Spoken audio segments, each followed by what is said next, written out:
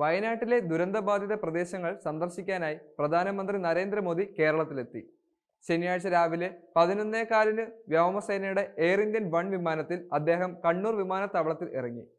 കേന്ദ്ര സഹമന്ത്രി കൂടിയായ സുരേഷ് ഗോപി പ്രധാനമന്ത്രിയോടൊപ്പം വിമാനത്തിലുണ്ടായിരുന്നു. ഗവർണർ ആരിഫ് മുഹമ്മദ് ഖാൻ, മുഖ്യമന്ത്രി Pinarayi Vijayan, K Shailaja MLA, chief secretary doctor V Venu, Sheikh Darvesh Sahib, ജില്ലാ collector Arun K Vijayan, city police commissioner Ajith Kumar, AP Abdullakutty, CK Padmanabhan തുടങ്ങിയവർ ചേർന്ന് പ്രധാനമന്ത്രിയെ വിമാനത്താവളത്തിൽ സ്വീകരിച്ചു. സ്വീകരണത്തിന് ശേഷം 11:15 വ്യോമസേന ഹെലികോപ്റ്ററിൽ പ്രധാനമന്ത്രി വയനാട്ടിലേക്കെത്തി. ദുരന്തമുഖത്ത് നിന്നും ജീവൻ മാത്രം കയ്യിലെടുത്ത് രക്ഷ തേടിയ മനുഷ്യരിലേക്ക് വലിയ ആശ്വാസമായാണ് പ്രധാനമന്ത്രി എത്തിയത്. മുൻകൂട്ടി നിശ്ചയിച്ച സമയക്രമത്തിലാണ് അദ്ദേഹം കേരളത്തിലേക്ക് യാത്ര തിരിച്ചുവെങ്കിലും നിലവിൽ സന്ദർശന സമയം നീളുമെന്നാണ് അറിയാൻ സാധിച്ചത്. മണ്ണിടിച്ചിലുണ്ടായ പ്രദേശം മുതൽ ക്യാമ്പിലെ മനുഷ്യർക്കരികിലേക്കും എത്തിയാണ് അദ്ദേഹം സന്ദർശനം പൂർത്തിയാക്കുന്നത്. കണ്ണൂരിൽ നിന്നും വയനാട് കൽപ്പറ്റയിലേക്ക് എത്തിയ ശേഷം അദ്ദേഹം ദുരിതബാധിത മേഖല സന്ദർശിക്കാനാണ് പോയത്. ഇതിന് പിന്നാലെ സൈന്യം നിർമ്മിച്ച ബെയിലി പാലവും ദുരിതാശ്വാസ ക്യാമ്പും സന്ദർശിച്ചു. പിന്നീട് വെള്ളാർമല സ്കൂളിലേക്കാണ്. സ്കൂൾ റോഡിന്റെ ഭാഗത്തെത്തിയ പ്രധാനമന്ത്രി ദുരിതബാധിതരായ കുട്ടികളെക്കുറിച്ച് ചോദിച്ചു. ദുരിത മേഖലയിലെ നടന്നു കണ്ട പ്രധാനമന്ത്രി ആദ്യം ആവശ്യപ്പെട്ടത് സ്കൂൾ കാണണമെന്നായിരുന്നു. മുഖ്യമന്ത്രിയും ഗവർണറും ചീഫ് സെക്രട്ടറിയും കളക്ടറുമെല്ലാം ദുരന്തത്തിന്റെ വ്യാപ്തി അദ്ദേഹത്തിന് വിശദീകരിച്ച് ഒപ്പമുണ്ടായിരുന്നു. ദുരന്തത്തിന്റെ വ്യാപ്തി മനസ്സിലാക്കിയാണ് അദ്ദേഹം ക്യാമ്പിലേക്കും എത്തിയത്. മണ്ണിടിച്ചിലുണ്ടായ സ്ഥലത്ത് അദ്ദേഹം നേരിട്ടെത്തി അനാഥരാക്കപ്പെട്ട കുട്ടികളുടെ അടക്കം വിവരങ്ങൾ തിരക്കി. ആശുപത്രിയിലെത്തി ചികിത്സയിൽ കഴിയുന്നവരുമായും പ്രധാനമന്ത്രി സംവാദിച്ചു. വയനാട്ടിൽ നേരിട്ട ദുരന്തം നേരിട്ട് കണ്ട് ബോധ്യപ്പെടുമ്പോൾ കേരളത്തിൽ കൂടുതൽ സാമ്പത്തിക പിന്തുണ ലഭിക്കുമെന്ന പ്രതീക്ഷയാണുള്ളത്. അടിയന്തരമായി 2000 കോടിയുടെ പാക്കേജും മറ്റൊരു സമഗ്ര പാക്കേജുമാണ് ഇപ്പോൾ കേരളം മുന്നോട്ട് വയ്ക്കുന്ന ആവശ്യം.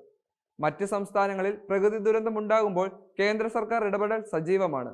എന്നാൽ കേരളത്തിന്റെ കാര്യം വരുമ്പോൾ അവസ്ഥ മറ്റൊന്നാണ് എന്ന ആക്ഷേപം നിലനിൽക്കുന്നുണ്ട്.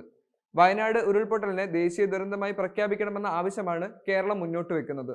വയനാട് കളക്ടറേറ്റിൽ എത്തുന്ന അദ്ദേഹം അവലോകന യോഗത്തിൽ പങ്കെടുക്കും. ദുരന്തത്തിൽ എല്ലാം നഷ്ടമായവരെ സഹായിക്കാൻ കേന്ദ്രം സംസ്ഥാന സർക്കാരിനൊപ്പമുണ്ട്.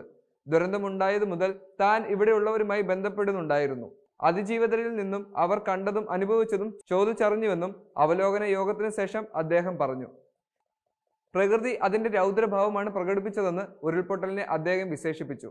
സഹായിക്കാൻ കഴിയുമായിരുന്ന എല്ലാ കേന്ദ്ര ഏജൻസികളുടെ സഹായവും നന്നേ വയനാട്ടിലേക്ക് അയച്ചുവെന്നും മോദി പറഞ്ഞു. ദുരന്ത മേഖലയിലേക്കുള്ള പ്രധാനമന്ത്രി നരേന്ദ്രമോദിയുടെ സന്ദർശനം മുണ്ടക്കൈ, ചൂരൽമല മേഖലയുടെ സമഗ്രമായ പുനരധിവാസത്തിനും നാടിന്റെ വികസനങ്ങൾക്കാവശ്യമായ പരിഹാരമാകുമെന്ന് പ്രതീക്ഷയിലാണ് വയനാട്.